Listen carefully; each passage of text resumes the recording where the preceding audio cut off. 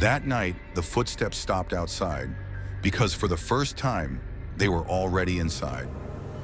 Before starting the report, subscribe to the channel, activate the bell so you don't miss any videos. Write in the comments what time this video arrived for you. Now, enjoy your favorite horror session.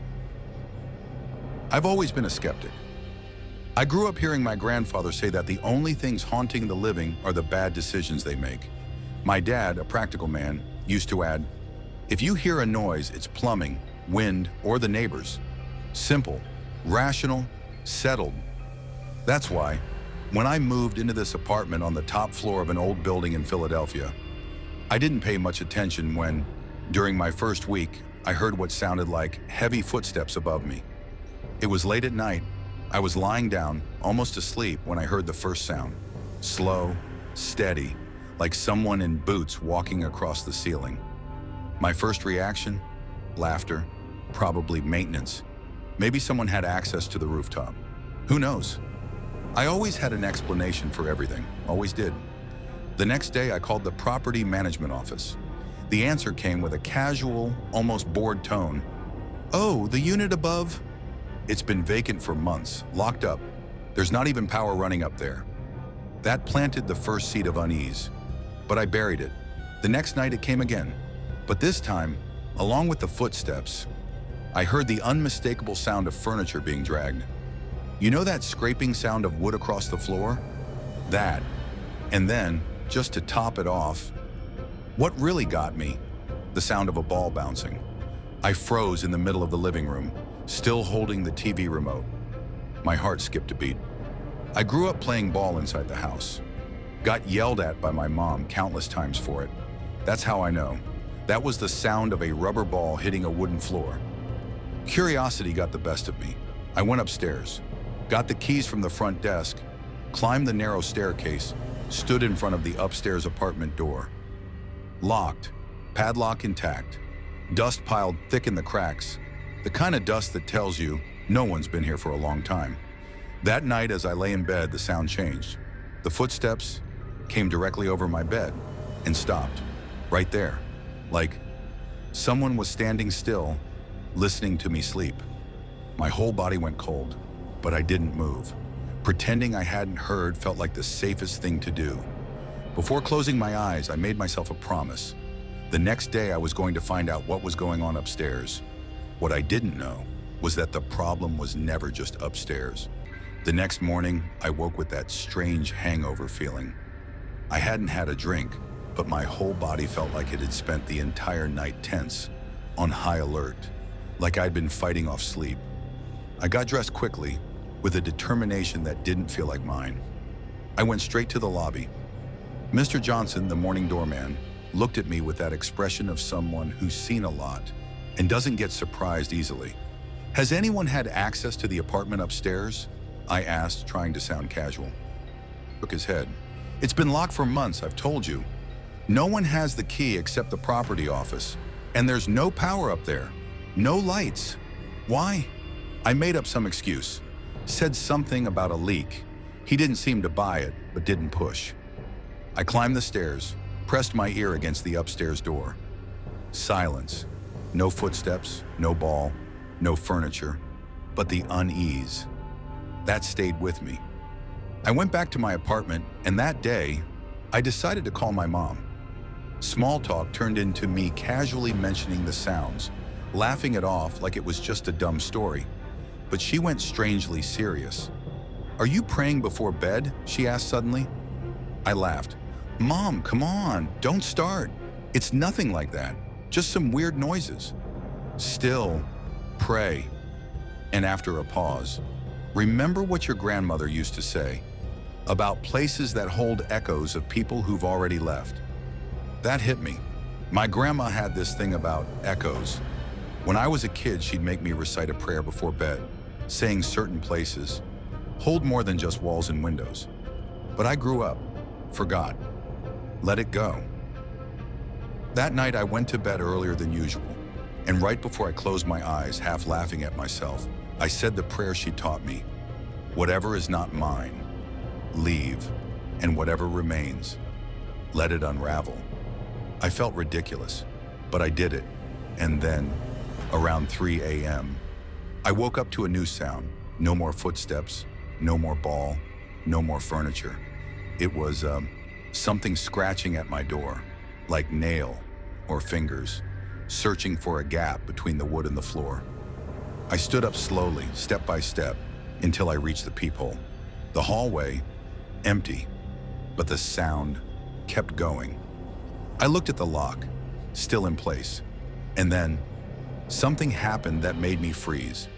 The lock turned by itself, slowly, creaking, like someone outside had the key. My heart jumped to my throat. I grabbed the doorknob with both hands, trembling. On the other side, absolute silence. I stood there for minutes, maybe hours, until the first light of dawn began to slip through the cracks. When I finally dared to open the door, the hallway looked normal, empty, but on the floor, right up against my door, there it was, a small red rubber ball. Perfect, clean, like new. I picked it up with my fingertips, like it might burn me, threw it inside a drawer. That morning I decided I was going to the property office. I needed to know who lived there before me, who was the last person to set foot in that upstairs unit. But when I got there, the receptionist looked confused when I gave her my address. "You live in 502, right?" "Yeah." She clicked around on the computer. Her expression changed. "That's weird," she muttered. "There's no record of an apartment above yours." "What do you mean?" She turned the screen toward me, and there it was, in cold official letters. Top floor, 5th floor, Unit 502. No record of any unit above. My blood turned to ice. I slowly lifted my eyes. "Are you sure?" I asked, barely able to speak. She nodded. "Absolutely." I went back home, my mind spinning, ran up the stairs, heart pounding, and when I got there, the door was still there. That damn door to the upstairs unit. The door that, according to every record, shouldn't exist. And that night, the footsteps started again. But this time, they came down a flight of stairs and stopped, right outside my door, again. This time, I didn't hold the handle, didn't scream, didn't cry. I just stood there in the middle of the living room, staring at the front door like it was a death sentence. The footsteps had stopped right there, just beyond it, the same distance as always. But there was one difference. Now, I knew there shouldn't be anything or anyone on the other side. I spent the rest of the night awake, with every light on, spinning thoughts like trying to stitch logic into a fabric full of holes. The next morning, I didn't go to work. I spent the day online, digging up anything I could about the building, the land, any old reports of disappearances. Found very little. The building was over 40 years old, built on a plot that used to be an open field, a playground for the old public school that stood there back in the 70s. The school was demolished after a fire. 7 children died, trapped inside one of the classrooms. A hushed tragedy, barely covered, maybe out of shame from the city officials at the time. A chill ran up my spine. 7. Suddenly, the dragging sounds, the footsteps, the ball, everything took on a new, horrible meaning. That same day, I decided to do what I'd been avoiding since the first night. Go up, not just to the upstairs unit, but above that, the rooftop. I got the master key from the front desk after a lot of begging and a few lies, and climbed the stairs, my steps short and trembling. The door to the so-called top floor, the one that didn't exist on paper, kept going up. When I reached the rooftop access door, another surprise, padlock, broken. I pushed it open slowly. The air was heavy, thick, like it hadn't moved in years.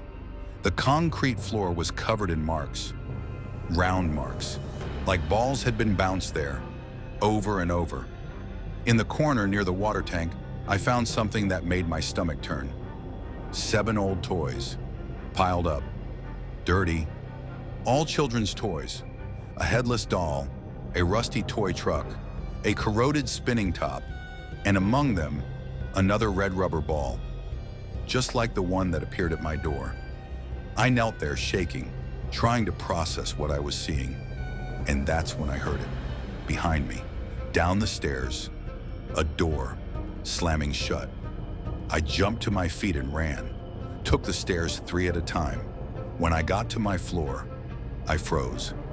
My front door, wide open, and worse, small footprints, child-sized, all over the living room floor, wet or smeared with something sticky. They led inside, circled around, and stopped, right beside my bed. The smell of smoke hit next. Old smoke, wood, like a fire long burned out. I slammed the door shut, locked every lock, pushed the sofa against it, sat on the floor, breathless, trying to think. That's when my phone buzzed. Unknown number. I answered, my voice trembling. "Hello?" A muffled child's voice whispered, "You know where we are now, don't you?" The call dropped. I threw the phone away. That night, the footsteps didn't come from the stairs. They started inside my living room. Like whatever had been spending nights outside had finally found a way in. I stayed awake until sunrise, eyes locked on my bedroom door, listening, counting every sound, knowing they were closer than ever. And just before dawn, I understood the answer I'd been trying to avoid, the question that had haunted me since the first night. Why did the noise come from above if I lived on the top floor? The truth is simple, raw, cruel. I never lived on the top floor. There's never been a top floor. The building, it grows, it stretches, it builds itself for the ones they choose. The floor, they open up only for those who listen. Now I get what my grandma meant. Some places hold echoes of people long gone until someone new is ready to hear. And I heard. Now, I'm someone else's upstairs neighbor. Before we move on to the next story, don't forget to like and subscribe to the channel. It's a pleasure to have you here. Now enjoy the moment listening to the next story. I always knew that too much silence is the kind of thing that tricks you. Ever since I was a kid, my grandfather used to say that a house that's too quiet is a house hiding something. He would tell stories about old farmhouses he lived in back in rural Pennsylvania, places so still you could hear the wood breathing. But I grew up thinking it was just a way to scare kids. My parents were more practical. Old houses make noise when materials expand and contract, my mom would say, laughing. Well, apartment 302 wasn't an old house.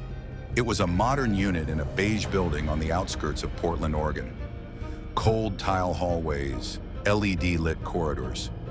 I moved in trying to forget the end of a 5-year relationship. I wanted quiet, peace, a fresh start. The first week, the silence came. More than I expected. I slept with the TV on just so I wouldn't feel watched. The first time I heard it was on a Tuesday around 3 a.m.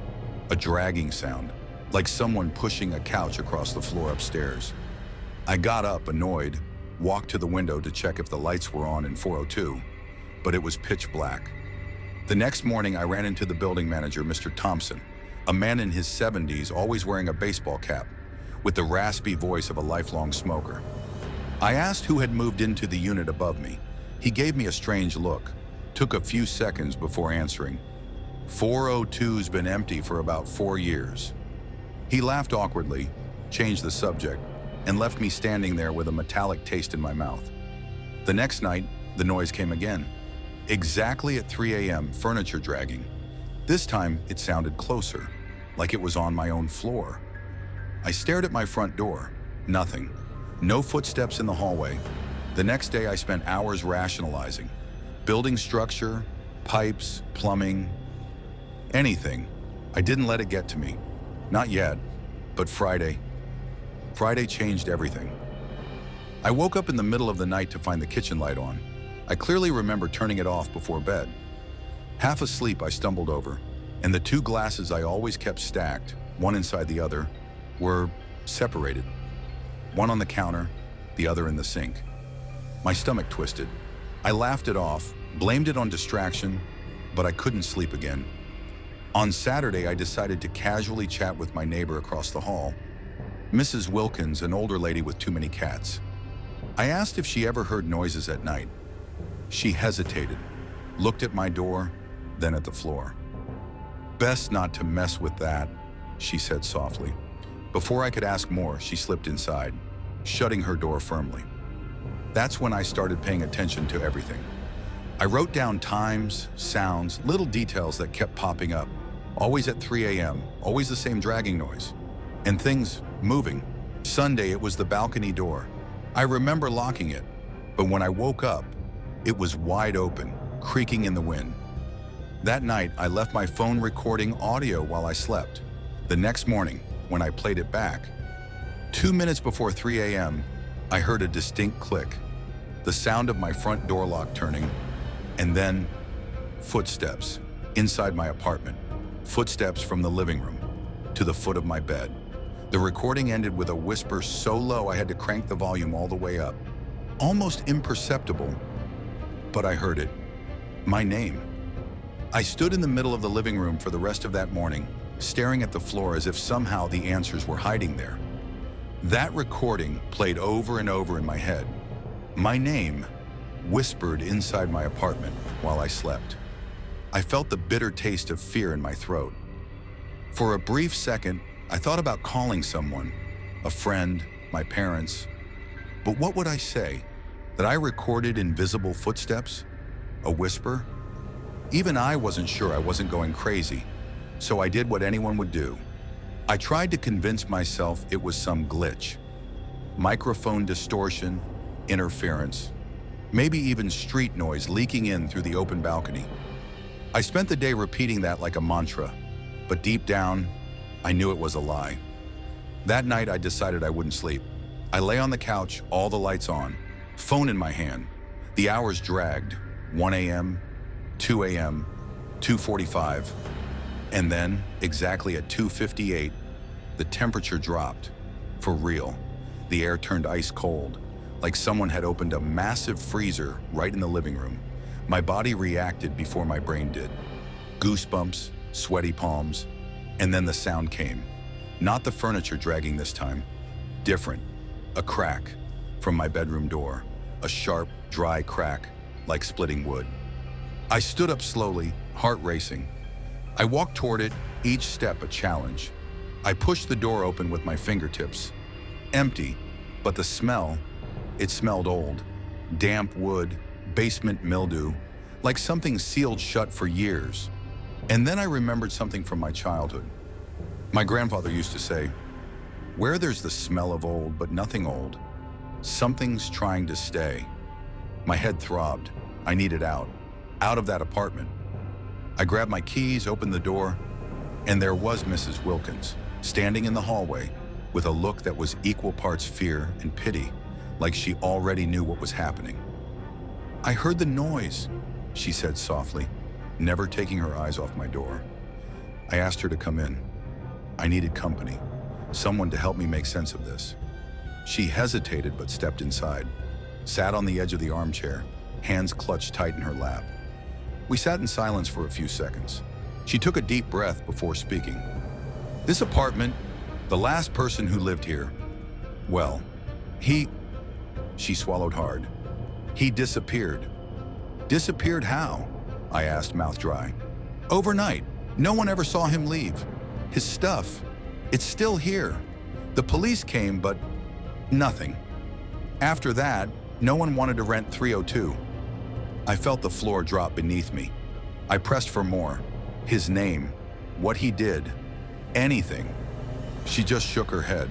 Before leaving, she said one last thing. "If you start seeing things out of place, it means it's getting close." Her words stuck with me. That night, I left the lights on again, triple locked the door, and before bed, I piled every lightweight piece of furniture against the front door, just to be sure. I woke up to the sound of glass breaking, ran to the living room. One of the glasses, the one from the sink that night, lay shattered on the floor. And what froze me was what I saw at the door. The furniture had been pushed aside, like something shoved it hard, clearing a path. but the door was still locked. I grabbed my phone immediately, opened the voice recording app, hit record again, this time with a more sensitive mic. Next morning, when I played it back, it wasn't just footsteps. There was breathing, long, heavy breathing, like someone crouched beside my bed, waiting, and at the end, again, my name. But this time, clearer and worse. This time, there was another word. Come back. Come back where? Who was calling me? I needed answers. That day, I finally did what I had been avoiding. I went to see Mr. Thompson. The usual awkward smile was gone the moment I said I wanted to know about the last tenant of 302. He stared at me for a few seconds, choosing his words. Then, without saying anything, he stood, walked to a filing cabinet, opened the bottom drawer, and pulled out a yellowed folder. I shouldn't be showing you this, but I think it's time. Inside were photos, Polaroids, all taken inside my apartment. Same furniture I use now, same bookshelf, same couch, same mirror on the wall. But in every photo, there was a man, the same man, in every room. Always facing the wall, always with his back to the camera. In some, lying on the bed, motionless. In others, standing behind the door. And in the last photo, he was at the living room door, with his hand resting exactly where my barricade of furniture had been the night before. My heart froze. Is this photoshopped? I asked, trembling. Mr. Thompson shook his head, serious. That's the last thing the police found, before giving up. I tried asking more, but he just said, if I were you, I wouldn't sleep there tonight. I went back to the apartment, my mind racing. Looked at every corner, every detail. I couldn't even face the living room mirror anymore. Covered it with a sheet. That night, I set my phone to record again. But this time, I left the camera rolling too. When I woke up, I went straight to check. The audio was the same. Footsteps, breathing, my name. But the video showed something that made me drop the phone. At 2:59 a.m., my bedroom door opened by itself, and for a second, just 1 second, the camera caught the mirror's reflection before I covered it. Someone was standing behind me, watching me sleep. I felt the weight of cold run through me like a blade. That reflection, an unmoving figure, observing my every move. I spent the whole night awake on the couch, camera still recording. I wanted proof, needed it, to convince myself I wasn't losing my mind. The next morning, still in shock, I made a decision that had seemed impossible until then. I was going to investigate the missing man. If something was trapped in that apartment, something following me, calling me to come back, I had to understand what it wanted. I started with the basics. Went to the county records office to pull up old documents. Apartment 302 had belonged to a man named Charles Miller, a painter, a lonely artist who lived there for over 10 years, officially declared missing 6 years ago. No explanation. I talked to old neighbors, heard stories that sent chills down my spine. They said Charles was a closed-off person, rarely had visitors. But when he went out, he always seemed scared, glancing over his shoulder. He'd talk to himself, sometimes crying in the street for no apparent reason. No one really knew what happened the night he disappeared. According to police reports, there was an anonymous call about screams and strange noises. But when they arrived, Charles was gone. No trace, no explanation. I remembered what Mr. Thompson and Mrs. Wilkins had said. Nobody wanted to live there after that. That's when I understood. It wasn't just an empty place. It was a memory stuck in time, a presence that couldn't leave. That night, I went back to 302 with a mix of fear and determination. Before entering, I took with me an old crucifix my grandfather had given me as a child. He always said it was protection against things you can't see. I entered. The walls seemed to breathe, and the air felt heavy, saturated with silence. I turned on the camera, left it in the corner of the living room recording, then sat on the couch, waiting for the inevitable. The sound started, furniture dragging, footsteps, that freezing cold slicing through me. The bedroom door slowly opened, like an invitation. I stood holding the crucifix tight and walked toward it. As I crossed the threshold, I felt a presence behind me, a dense shadow pressing close. My heart jumped. It felt like all the fear I'd bottled up was now crushing me from inside. And then, I heard the voice. This time, not a whisper, a deep, sorrowful cry. "Come back," it said, clear, almost human. I turned slowly, and what I saw almost made me faint. Charles was there, not exactly flesh and bone, but a translucent figure marked by years of suffering and isolation. He spoke, voice trembling with sadness. "I didn't want to go. I trapped myself here." Little by little, he told his story. An obsession with the past, fear of moving on. Charles had lost his wife and son in an accident, and since then, he couldn't leave the apartment. He tried to reach out to ask for help, but no one listened. His desperation became a prison, keeping him trapped between the living and the beyond. That's why the furniture moved, the glasses shifted, why he whispered my name. He wanted out, and I felt a mix of compassion and terror. I knew I had to help. I started talking to him every night, telling stories about life outside, reminding him he didn't have to stay there anymore. It was slow, but little by little, the presence started to fade. On the last night before I fell asleep, I woke to the soft sound of a sigh, like relief, filling the entire apartment. The lights flickered off, gently, without fear. The next morning, 302 was silent, but this time, a silence that brought peace, deep down. I knew Charles had finally gone, and for the first time, I was truly alone in that apartment. Since then, nothing has moved, nothing has sounded, just silence, the kind that makes you feel safe. Let's move on to the next report. But first, subscribe to the channel and activate the notification bell so you don't miss any videos. I never thought a wall could hide something so old and so terrifying. It all started with a strange smell, an odor that seemed to come out of nowhere in my living room. It was impossible to ignore, a mix of mold and rotting meat, something that made me nauseous just trying to figure it out. At first I thought it was something simple, maybe a moisture problem, but the wall looked perfectly intact. No cracks, no visible stains. My house always had stories. My grandparents used to say that, long ago, this area was once home to an old farm where strange things happened.